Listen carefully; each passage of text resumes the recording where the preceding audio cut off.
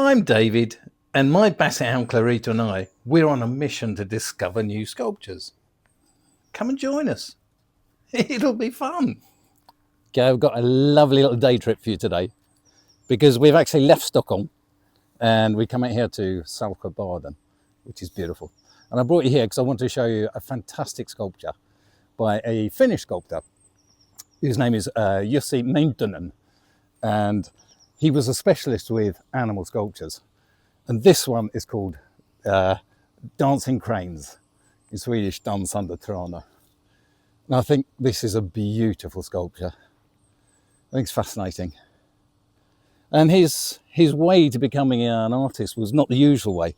He was a private student to one of the established artists of his time, whose name was Alpo Sailo. But at the same time he was working as, guess what? He was a taxidermist. Again, we have this contact with animals. And he was employed at the Zoological Museum in Helsinki. And you can understand it because when you work as a taxidermist, you understand an animal from the inside out even. And then you're presented with something which is lifeless and you have to reanimate it and give it a structure and a pose. So it's quite a logical progression to go from being a taxidermist to a sculptor. But how did he manage to do that? Because it takes a lot of time.